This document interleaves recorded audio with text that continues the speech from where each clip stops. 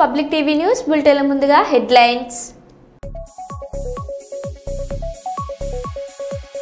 జిల్లా పురావస్తు పరిశోధనశాలను సందర్శించిన Warangal MP doctor Kadiyam Kavya.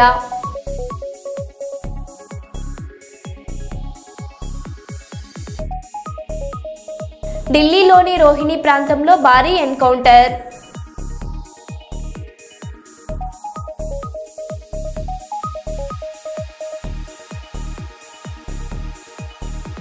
Victoria పార్లమెంటును సందర్శించిన మంత్రి శ్రీధర్ బాబు.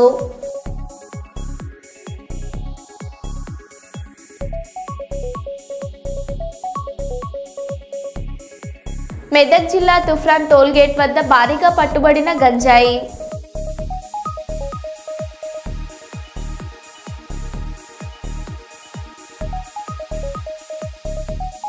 బాలకృష్ణపై వైఎస్ జగన్ సంచలన వ్యాఖ్యలు.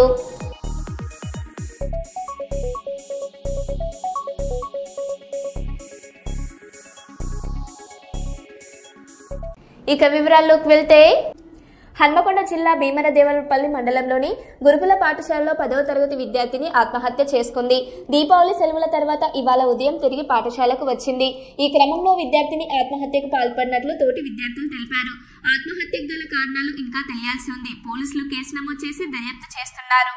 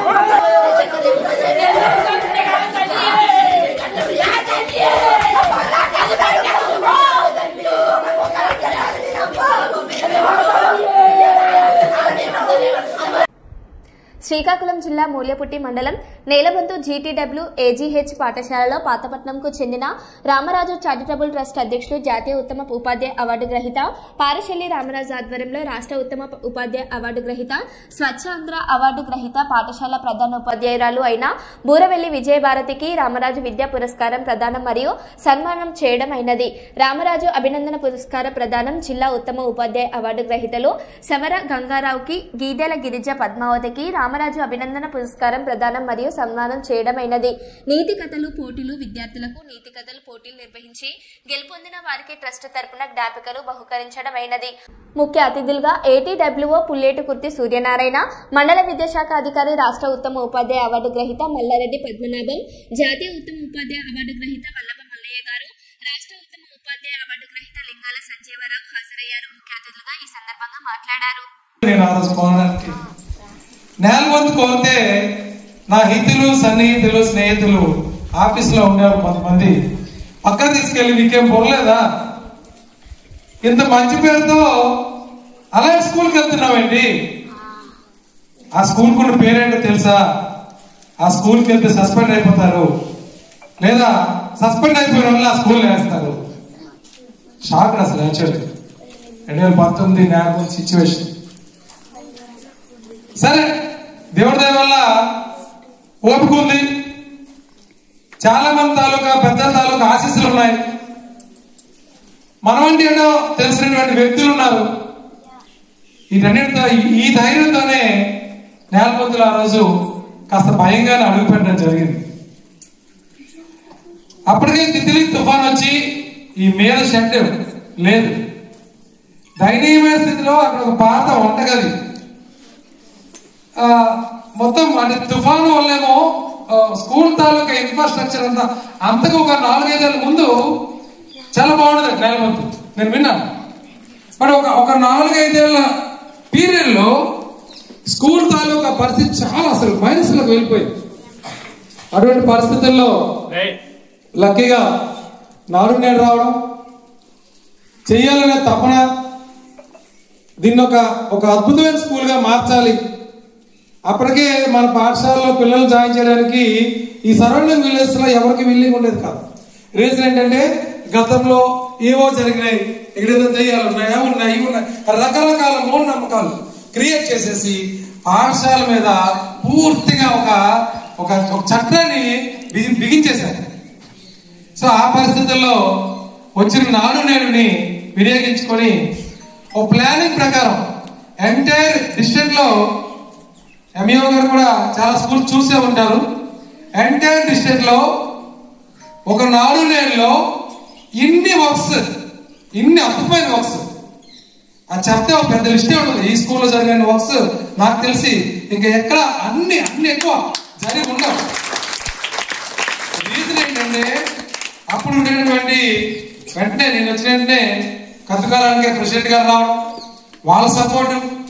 వాళ్ళ సపోర్ట్ తీసుకుని వాళ్ళ బ్రదరే మనకు పూర్తిగా ఇక్కడ సహకరించి గోవింద్ అని చెప్పి ఇక్కడ తెలుగు భాష ఉండేవాడు, ఆయన నేను కలిపి మొత్తానికి వైజాగ్ వెళ్ళి ఆ బెడ్ షీట్లన్నీ కూడా దగ్గరుండి చేయించి ఇక్కడ చేసేవారు కాదు అసలు.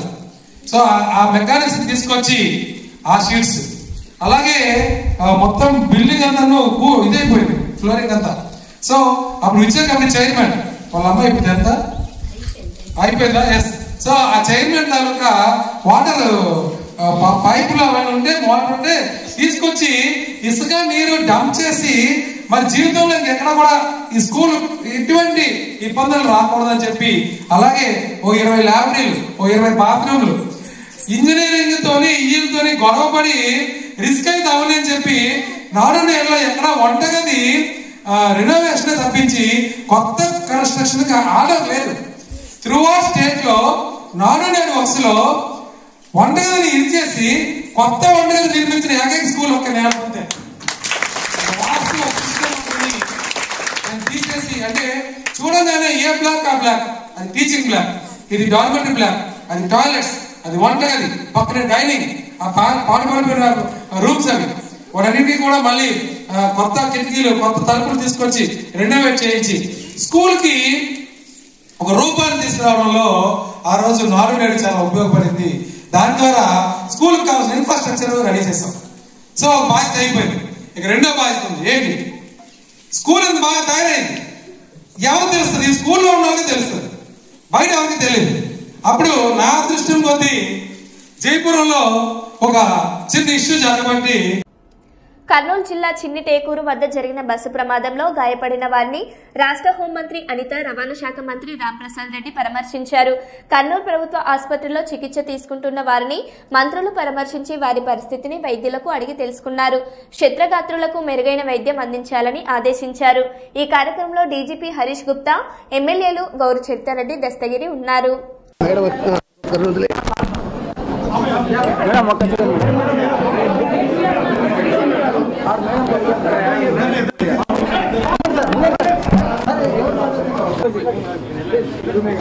సార్ టీవీ లైవ్ ఇస్తున్నాం సార్, లైవ్ ఉంది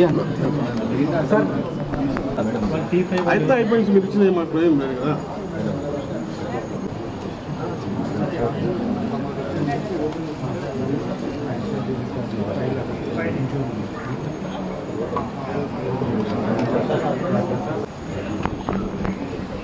సార్ మీకు సైడ్ వస్తే మీరు పోతాము సార్. అట్లా కదా సార్, నువ్వు టీవీ పర్మిషన్ తీసుకుని వచ్చినాము, లైవ్లో ఉంది ఆల్రెడీ. ఫ్రేమ్ రాకపోతే మేమేం చేయమంటారు?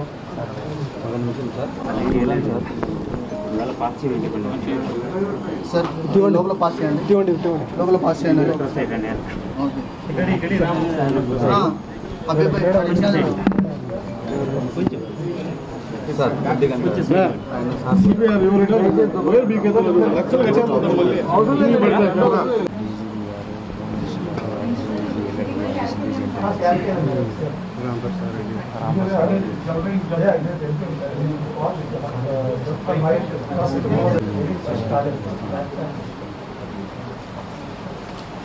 సార్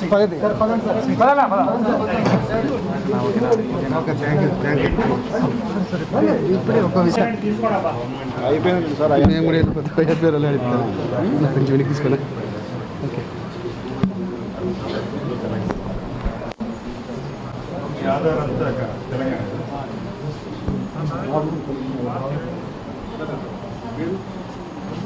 నా సెల్లని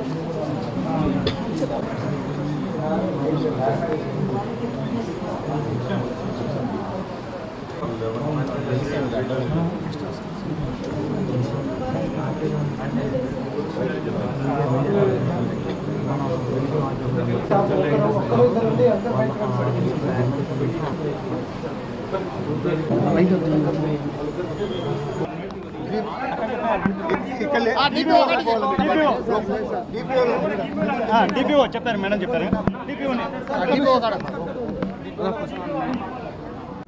కల్లూరు మండలం చిన్నటేకూరు వద్ద జరిగిన బస్ ప్రమాదంలో 21 మంది ప్రయాణికులు సురక్షితంగా ఉన్నారని జిల్లా కలెక్టర్ ప్రకటించారు. ప్రమాదం జరిగిన చోటు జిల్లా కలెక్టర్ మీడియాతో మాట్లాడారు. బస్సులో ప్రయాణిస్తున్న మరో 20 మందిలో 11 మంది మృతదేహాలను గుర్తించడం జరిగిందని ఆమె వెల్లడించారు. మిగిలిన వారిని గుర్తించే పనిలో ఉన్నామని తెలిపారు. కలెక్టర్ వెంట కేఎంసీ కమిషనర్ విశ్వనాథ్ అధికారులు పాల్గొన్నారు.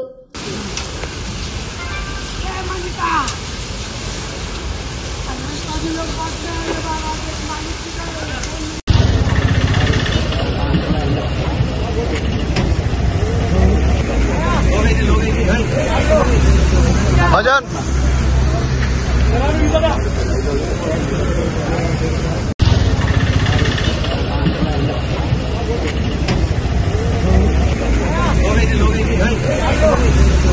भजन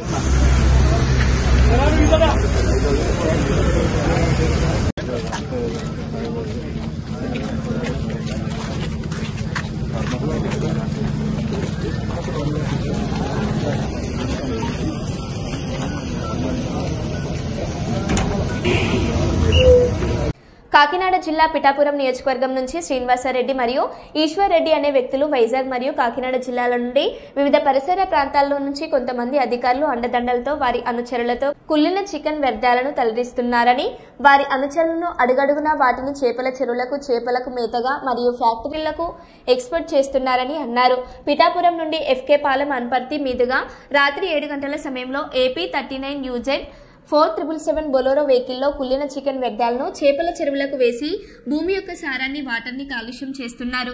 వాటి ద్వారా ప్రజలకు అనేక రోగాలతో ఇబ్బందులు పడుతున్నారని, ఇప్పటికైనా ప్రజల యొక్క ప్రాణాలతో చెలగాటమాడుతున్నటువంటి వ్యక్తులపై చర్యలు తీసుకోవాలని ప్రజలు, గ్రామస్తులు వ్యక్తం చేస్తున్నారు.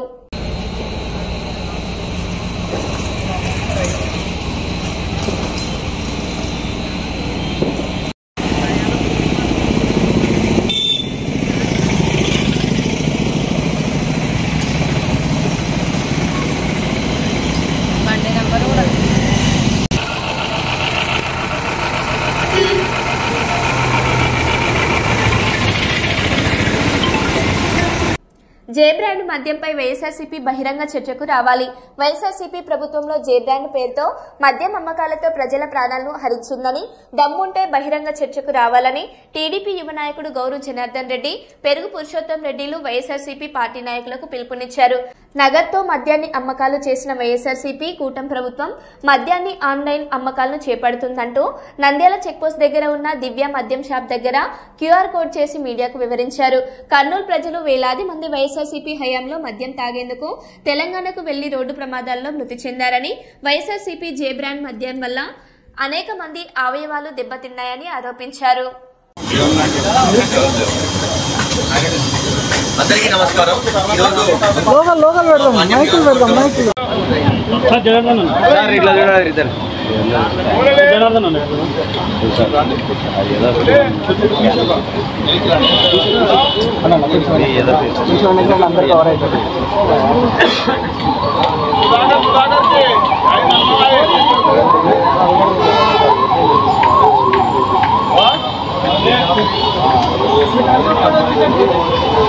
స్క్రీన్ ఆఫ్ అయిపోయింది.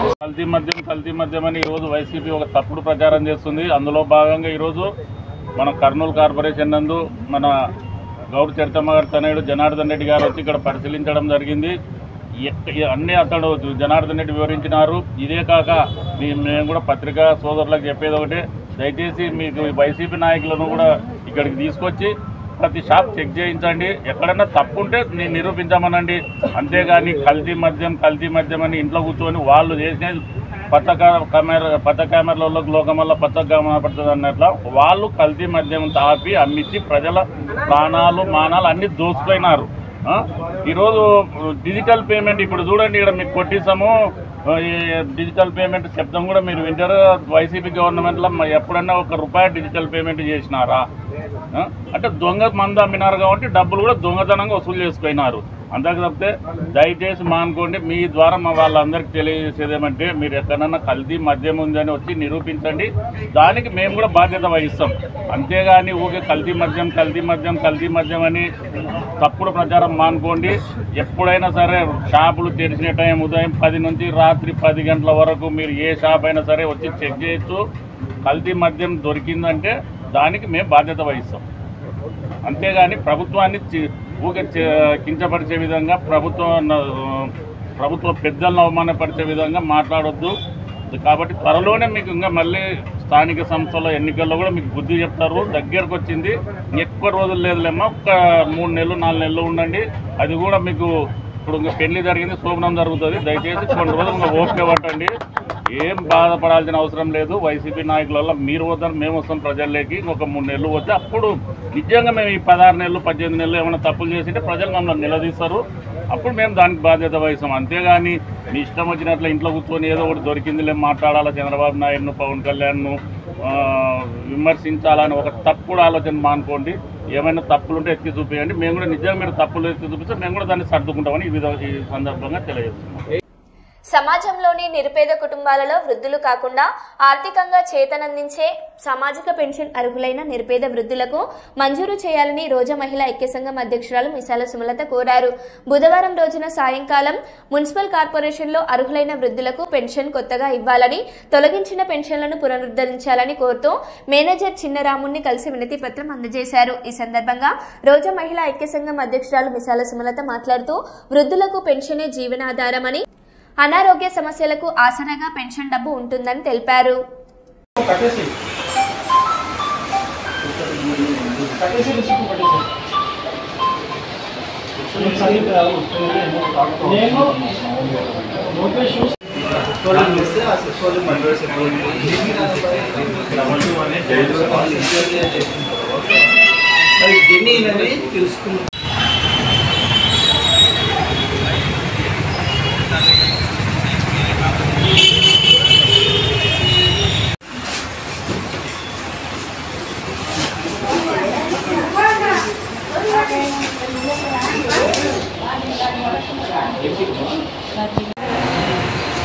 కర్నూలు నగరంలోని కంపేర్లో వార్డులో అనేక మంది నిరుపేదలకు కొత్తగా పెన్షన్కు దరఖాస్తు చేసుకున్న మంజూరు కాలేదు. అర్హులైన వారికి పెన్షన్లు పునరుద్ధరించేలాగా చర్యలు తీసుకోవాలని కోరుకుంటున్నాము.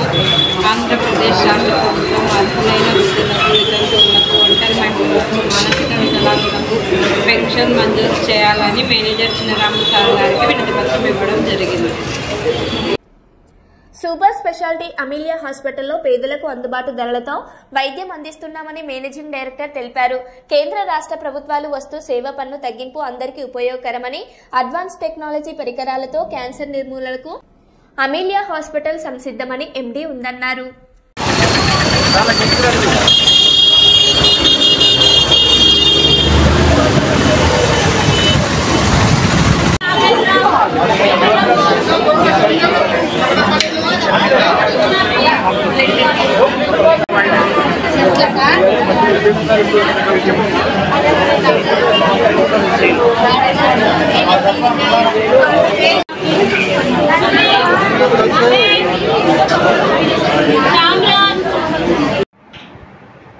హలో అండి, నా పేరు doctor Lakshmi Prasad, managing director Amelia hospital.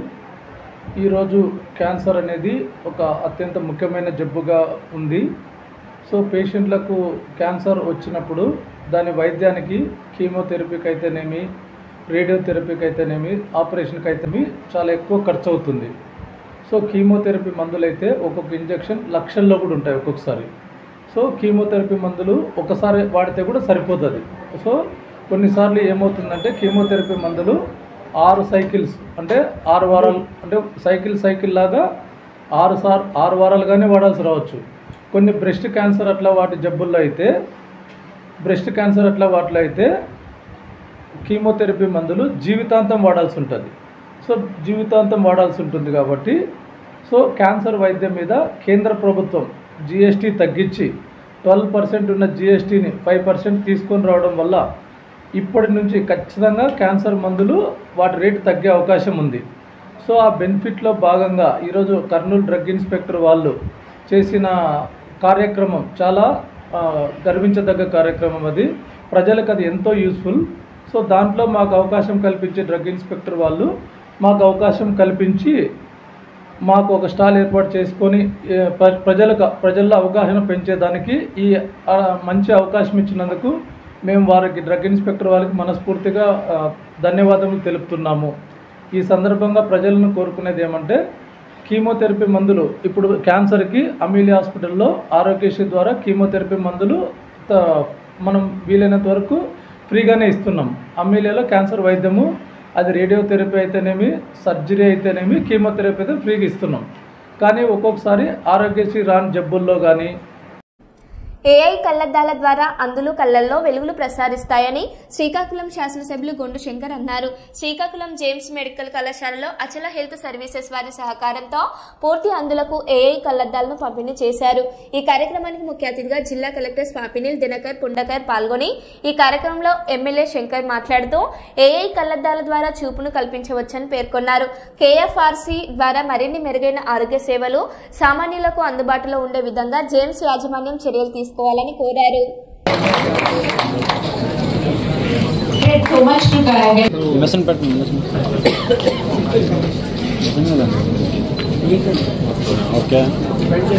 అలా సార్ అందరూ ఒకసారి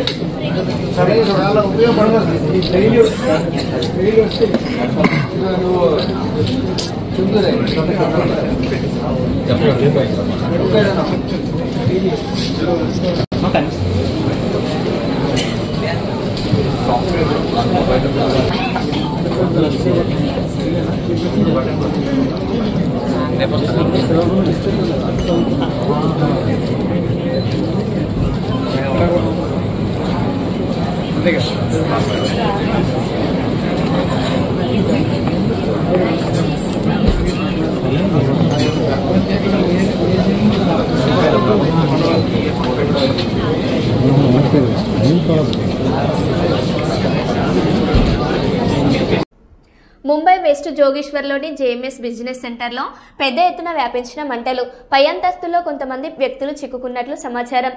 లెవెల్ 2 అగ్ని ప్రమాదంగా ప్రకటించిన ముంబై అగ్నిమాపక దళం కొనసాగుతున్న సహాయక చర్యలు. ప్రమాదానికి గల కారణాలు ఇంకా తెలియాల్సి ఉంది.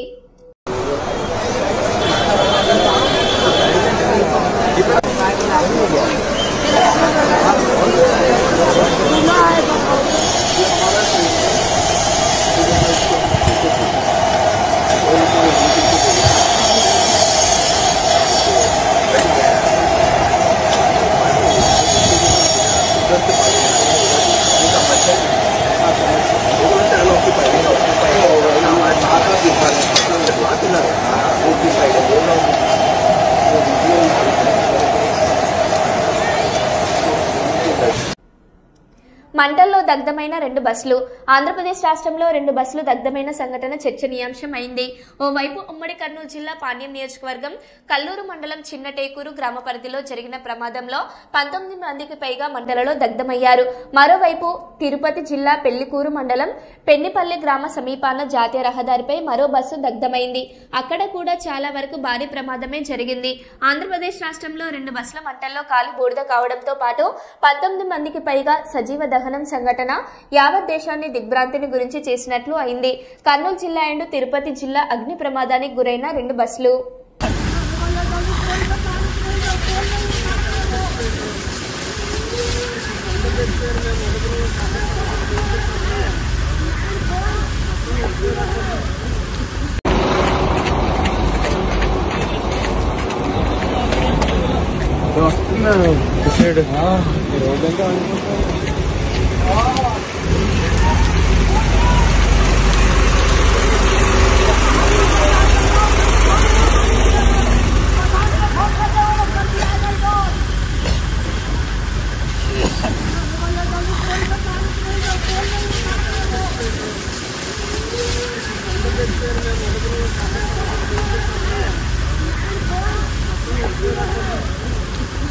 మరో బులెటిన్లో మళ్ళీ కలుద్దాం. Stay tune.